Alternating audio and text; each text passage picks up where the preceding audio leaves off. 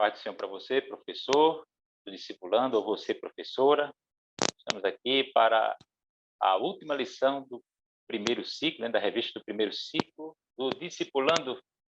Eu estou aqui e do outro lado, para enriquecer este debate, interagindo comigo aí, aqui nesta mesa, em mais um EBD 5 podcast, é o professor Douglas Nilson Moraes. Meu querido Pai do Senhor, quais são suas considerações iniciais? Pai do Senhor, Até aqui nos ajudou o Senhor. amém, graças a Deus. Chegamos ao desfecho desse ciclo muito rico, um ciclo que falamos muito da pessoa de Cristo e agora fazemos o desfecho sobre a temática da igreja, uma expressão do reino de Deus. Esperamos que, no tempo que vamos discorrer aqui, possamos fazê-lo entender, aluno que vai nos acompanhar e professor que vai transmitir também a mensagem aos seus alunos, fazê-lo entender a importância da igreja, a doutrina da igreja é uma doutrina fundamentada biblicamente, a declaração de fé, a nossa declaração de fé fala sobre essa temática, sobre a importância da vivência da igreja e queremos discorrer um pouco sobre isso. Convidamos você a estar conosco nesse tempo que iniciamos agora. Obrigado, professor Douglas Nilson. Temos falado sobre a formação do discípulo na lição passada, e eu quero, aproveitando aqui estes minutos iniciais da nossa aula, deste podcast, para lhe convidar a curtir, curtir não, inicialmente se inscrever em nosso canal, se inscrever, ativar o sininho, a fim de que receba as notificações dos nossos vídeos ou dos demais vídeos, Tem diversos segmentos neste canal que visam a atender as necessidades da formação de professores da EBD de vários segmentos. E eu quero aqui, professor Douglas Nilson, lição número 13, a última deste primeiro trimestre, Igreja, uma expressão do reino de Deus. A tônica do trimestre foi o reino de Deus e o papel de Cristo. O papel de Cristo. O texto bíblico se encontra em Mateus capítulo 16, versículos de 13 a 18. E se o que, digamos, em termos de introdução, poderíamos oferecer para o professor discipulando, por exemplo, o Antigo Testamento, o que é que o Antigo Testamento fala sobre reino? O Antigo Testamento é fácil você identificar, professor discipulando, a palavra reino, a terminologia reino. Mas é mais complicado você encontrar a expressão reino dos céus. Reino dos céus. Isso, segundo o autor, é o Hermann Ridderbos. Ele tem um livro que enfoca essa doutrina do reino. E o primeiro ponto é esse. No Antigo Testamento você encontra uma realeza, você encontra referência a pacto, a aliança, a aliança real, mas a expressão reino dos céus, ela é desconhecida no Antigo Testamento. Você vai verificar no Novo Testamento. E a igreja, ela não confina o reino de Deus. É claro que o reino de Deus ele é tão abrangente quanto a sua criação. Aliás, para além da criação. O domínio de Deus ele é infinito. Não está restrito a um território, nem a uma época. Ele é eterno. Então, Deus é rei. E o interessante é que o ungido do Antigo Testamento, nós poderíamos citar aqui, já é aquele Gerhard von Groningen, na obra Revelação Messiânica do Antigo Testamento, ele vai classificar Adão como ungido, porque Adão ele era mordomo da criação, ele era uma espécie de vice-regente de Deus. Nisso aí você tem essa conotação, essas implicações de domínio, de soberania, uma soberania, claro, compartilhada, porque Deus confiou a Adão a comissão cultural, ele deveria sujeitar a terra. Então, nós temos esse perfil, esse ofício, né? Os 3 ofícios, rei, sacerdote, profeta, estavam combinados e articulados no único indivíduo. Adão era rei, Adão ele era profeta, porque ele era a boca de Deus antes da queda. Nós verificamos isso facilmente, né? Ele foi quem deu nome aos animais. E ele também instruía o processo da criação e representava a criação junto a Deus, como um sacerdote, na qualidade de sacerdote.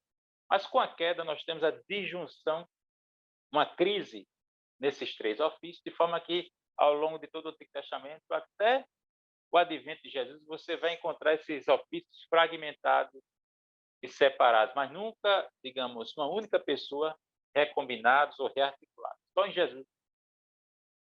Então, Jesus ele veio implementar o reino de Deus. E o que é este reino de Deus? É o estabelecimento do domínio e dos propósitos redentores de Deus. E poderia aqui já adiantar, né? Professor Douglas Nisso, já aqui adentrei ao primeiro tópico, na igreja, uma expressão do reino de Deus, ela expressa, ela é uma agência deste reino, e na igreja nós experienciamos virtudes dessa ordem futura, desse mundo vindouro, da nova criação. Nós já podemos hoje desfrutar de algumas bênçãos. É por isso que nós falamos do reino hoje e de um reino amanhã, ou seja, do já, mas ainda não. Professor Douglas Nilson, então, o professor do discipulando ainda pode aprender e compartilhar com a sua classe, dentro desse primeiro tópico, ou mesmo introdutoriamente, se quiser recuar para deixar aclarar mais algum conceito, fica à vontade. Esse primeiro tópico, ele faz, o escritor, ele faz um resgate histórico lá no Antigo Testamento, e não vou fazer esse resgate, até porque o professor vai ter acesso, tem acesso à lição, mas o que eu queria pontuar é que veja a responsabilidade que recai sobre nós, que hoje fazemos parte desse reino. E é só para nós que fazemos parte desse reino. Porque imagina qual é o papel do cidadão do reino. Ele vai propagar esse reino, vai tornar esse reino conhecido. Mas eu estava aqui lembrando, fazendo uma associação, que nos tempos de Jesus existiam as carpideiras. Eram pessoas contratadas para chorar nas cerimônias fúnebres, nos velórios, digamos assim. Só que aquelas pessoas eram contratadas. Por mais que chorassem, se não houvesse nenhum envolvimento com aquele defunto, aquela pessoa falecida, tudo aquilo ali era uma encenação, não havia sentimento, não havia convicção. Ela estava sendo pago para aquilo. Aí veja que Jesus, ele entra em cena para apresentar um reino, mas ele não contrata ninguém. Ele poderia contratar pessoas para propagar esse reino, mas pessoas contratadas não iam expressar a naturalidade e a completude desse reino. Então ele chama, ele convida. E dentre alguns que ele convida, eu lembro bem que há uma passagem que alguns chegam e dizem: "Para onde o senhor for, eu vou." Aí eles: "Não, vá devagar, não é bem assim." Ou seja, ele não está preocupado com quantidade, ainda que ele queira que todos façam parte desse reino, mas ele não é emocionado a ponto de ver uma multidão e poder dizer: "O meu reino está com tudo."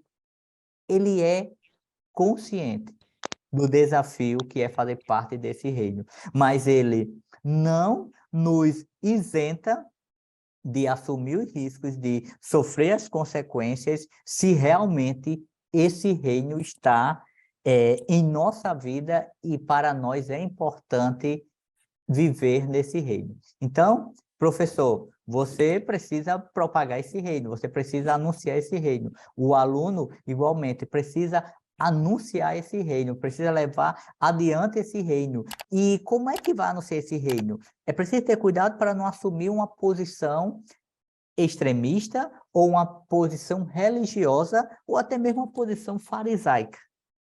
O que Jesus espera é que nós anunciemos um reino baseado nos princípios que ele definiu.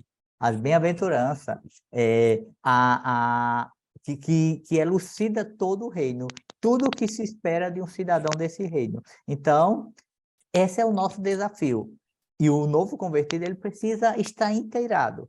E ele precisa amar as verdades acerca desse reino. Porque, do contrário, ele pode ser um cidadão a ponto de ser convidado para uma festa nesse reino, é lhe dado uma vestimenta, mas ele simplesmente negligencia. E quando o dono da festa chega, ou o responsável pela festa chega, diz: mas como pode? Você teve veste, todos tiveram veste, e por que você não vestiu a veste adequada? E então essa pessoa é convidada a sair do reino. Ou seja, ser do reino é vestir as vestes do reino, é identificar-se com o reino, é sofrer pelo reino, mas é também entender que não há um outro caminho a não ser caminhar no reino. Obrigado, professor Douglas Nilson. Na aula passada, nós comentamos sobre a mensagem da reconciliação, o Evangelho da Reconciliação, e que nós, na qualidade de embaixadores, estamos aqui para proclamar e trazer uma mensagem que o mundo já conseguiu, no qual não existe dor, não existe nenhuma tragédia, nenhuma ilusão, nenhuma decepção, não existe mais sofrimento nem luta.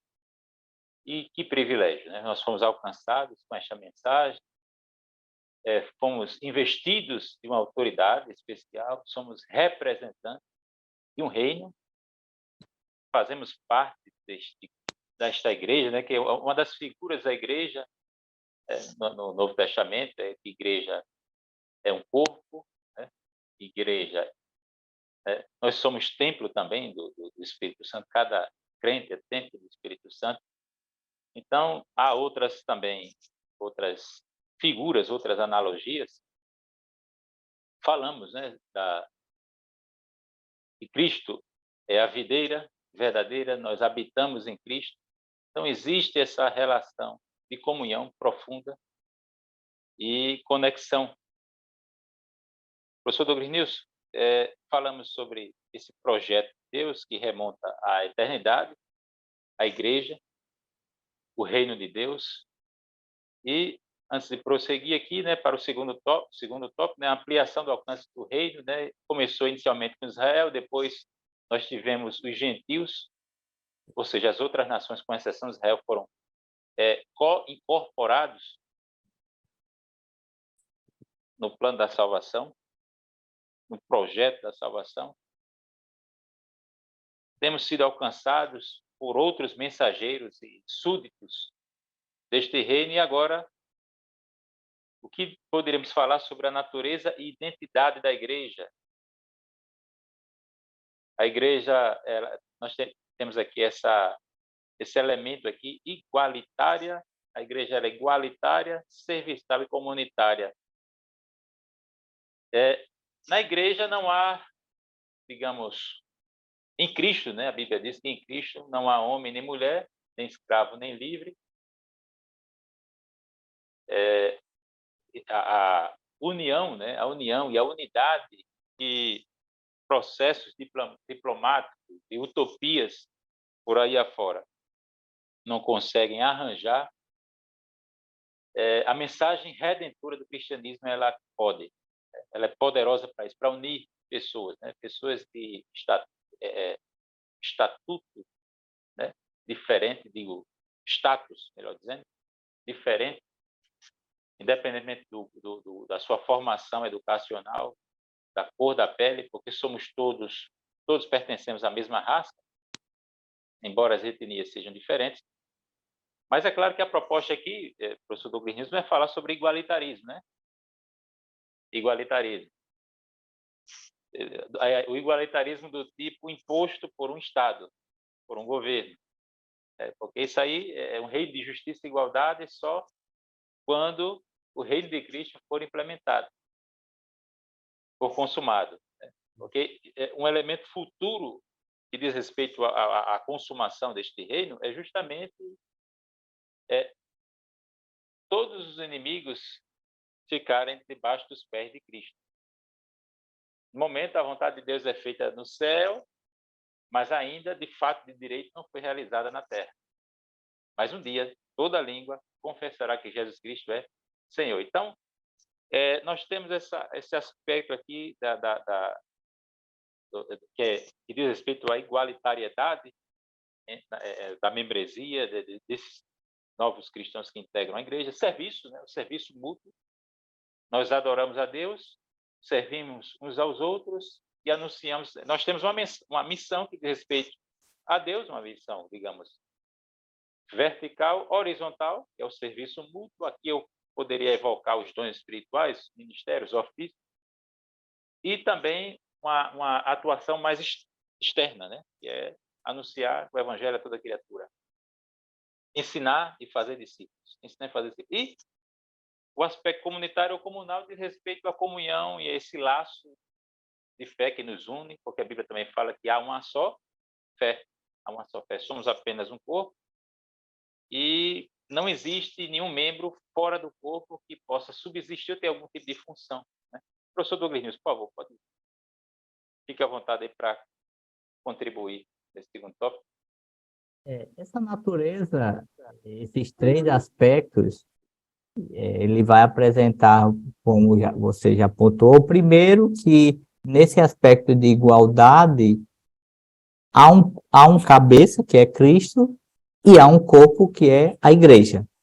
E nesse corpo, ainda que as pessoas desenvolvam funções distintas, mas nenhuma parte desse corpo pode dizer que não precisa de alguém como um elemento do corpo de característica, humanamente falando, de menor importância. É um cabeça e um corpo. E todos são tratados pelo cabeça que rege esse corpo igualmente. Aí o aspecto serviçal, isso é muito interessante para o novo convertido, principalmente porque a relação de serviço, ela inverte quando comparado com o padrão secular do qual ele vem, em que o maior manda no menor, o maior dá ordem e o menor só executa, o menor sempre o maior sempre é maior e o menor sempre está ali menor. Há uma relação de humilhação, muitas vezes, de rejeição, de preconceito, de uso, exploração. E aí na igreja, nesse contexto de igreja, esse processo de serviço é o contrário. O maior serve ao menor. Nós que estamos aqui, aquilo que o Senhor faz chegar ao nosso entendimento, ao nosso coração da palavra, cabe a nós servir a outros para que esses outros sejam edificados. E se eu negligenciar essa dádiva que Deus me concede, Ele vai cobrar de mim, porque Ele me concedeu algo que eu não merecia. E não é pelos meus esforços. Você está aí e na sua retaguarda há um acervo bibliográfico de obras que tratam dos diversos temas da fé cristã. Mas, ainda que você tivesse a oportunidade de passar enclausurado 6 meses lendo todas essas obras, se não houver ação de Deus, ação inspirativa do Espírito Santo, ao término de 6 meses, você pode sair desse ambiente inchado, com um sentimento de egocentrismo e egolatria, de achar que você sabe mais do que qualquer pessoa e vai chegar a um contexto de congregação para corrigir aqueles que não sabem nada ou até mesmo destratar. E aí Jesus, ele dá exemplos, diversos exemplos, mas o exemplo mais profundo está lá, quando ele faz aquele momento de lavar os pés do discípulo. Jesus está dando um exemplo máximo do que é servir. E esse servir não expressa vergonha nem constrangimento, porque, veja, em um dos evangelhos, eles estavam discutindo quem era o maior.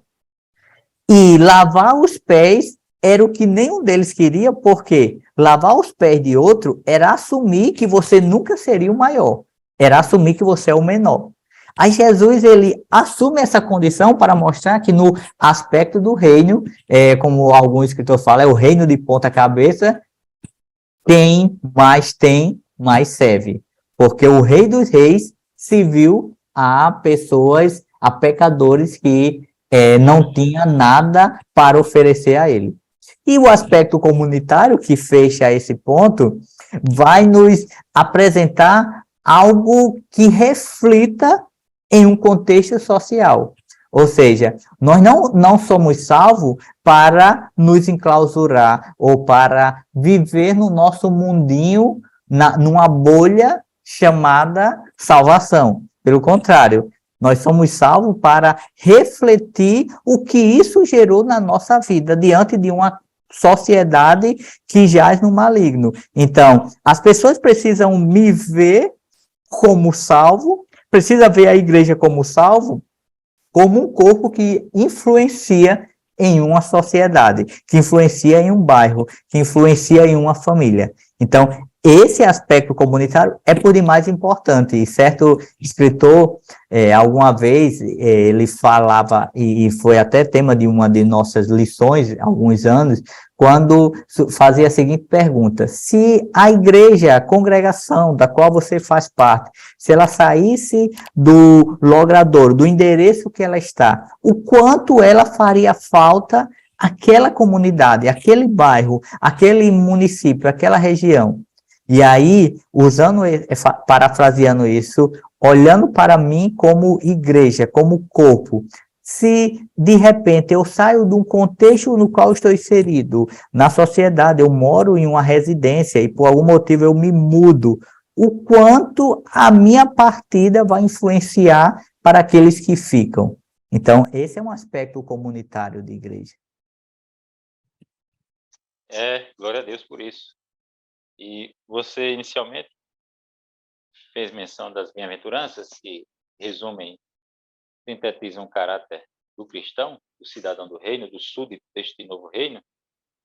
E quando você falou aí dessa influência, ou testemunho, a eficácia do testemunho do súdito do reino, no meio em que ele está inserido, aí eu me lembrei aqui dessa vocação para ser luz e sal, né?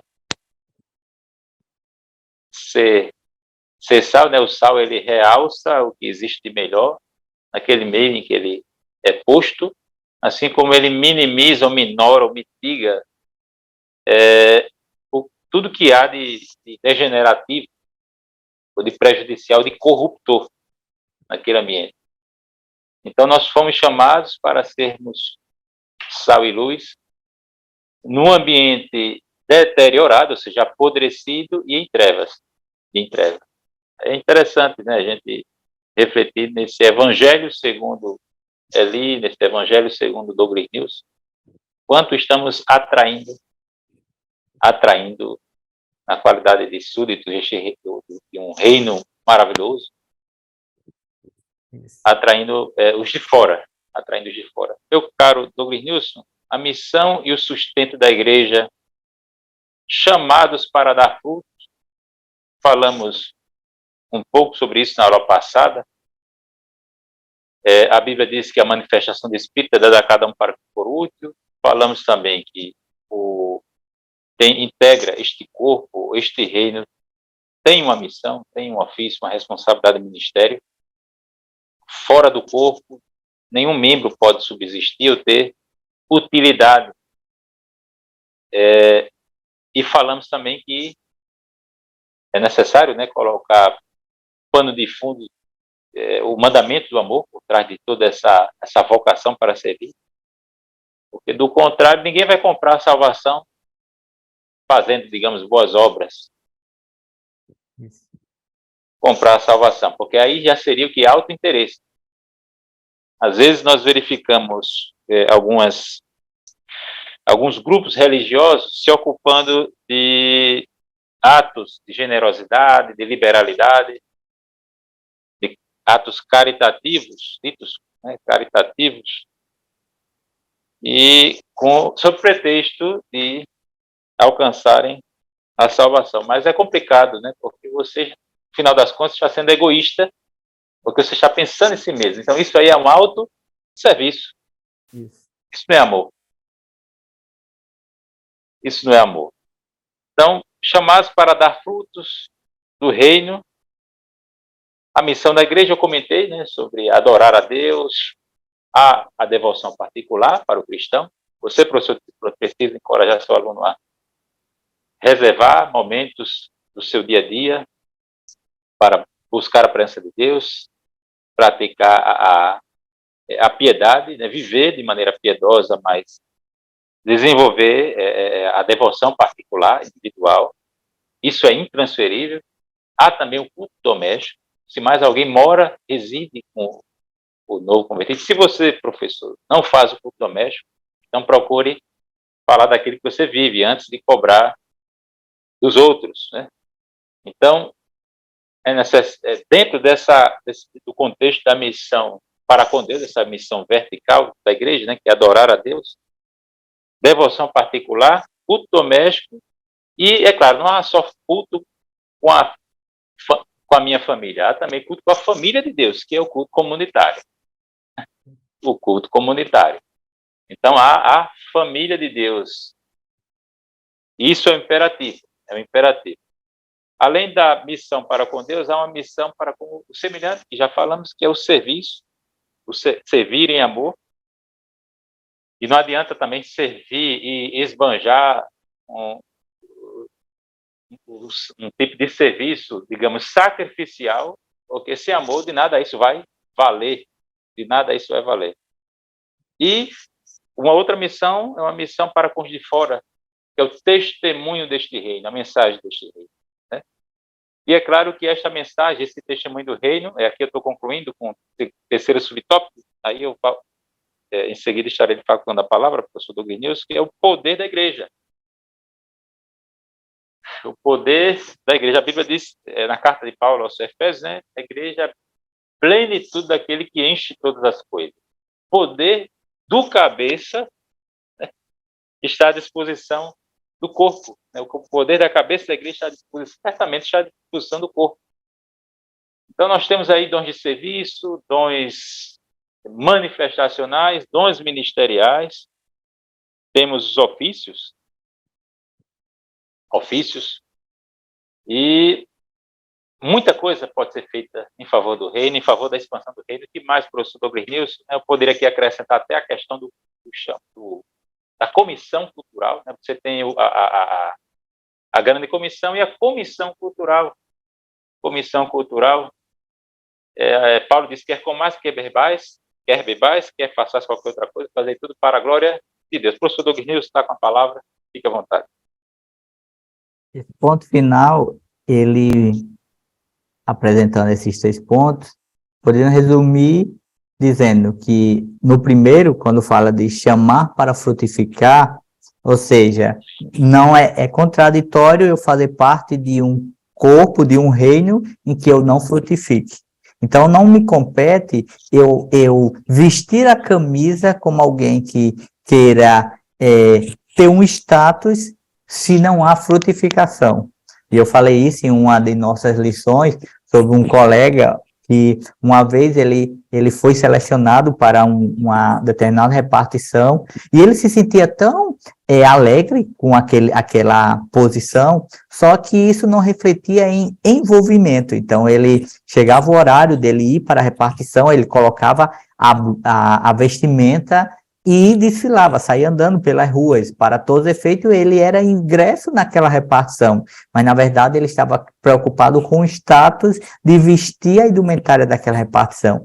Então, quem é do reino não deve querer vestir uma indumentária para sair por aí dizendo, eu sou do reino, precisa estar ingresso, submerso, envolvido. E aí vem o segundo aspecto, que é a missão, e na missão da igreja, nós não falamos de nós. nós falamos dele. A nossa missão é falar dele, falar de Cristo, porque a missão da igreja é uma missão totalmente cristocêntrica, é uma missão que apresenta sempre Cristo. Não é o meu passado, não é o meu testemunho, não é as mazelas que eu vivi no passado, é simplesmente Cristo. O que Cristo fez, o que Cristo faz e o que Cristo continuará fazendo. Tudo é por meio dele, para ele, porque para ele são todas as coisas, como Paulo escreve aos Romanos. E por fim, alguém pode dizer, quem manda na igreja? Às vezes a gente acha que humanos mandam na igreja. Às vezes a gente acha que homens, com seus poderes, com seus status e as suas influências, podem interferir na igreja.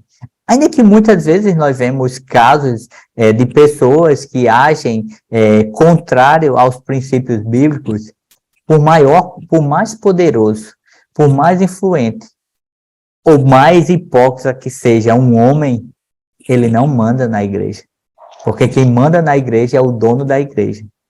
E a nós, se nós realmente confiamos que ele é o dono da igreja, nós podemos dormir, descansar, que a seu tempo ele há de fazer juiz diante de toda e qualquer ação que vem de encontro àquilo que as Escrituras apresentam sobre esse reino, sobre essa igreja. Então, eu encerro a minha fala nas palavras de Jesus para aqueles casos onde alguém sente-se na posição de poderio.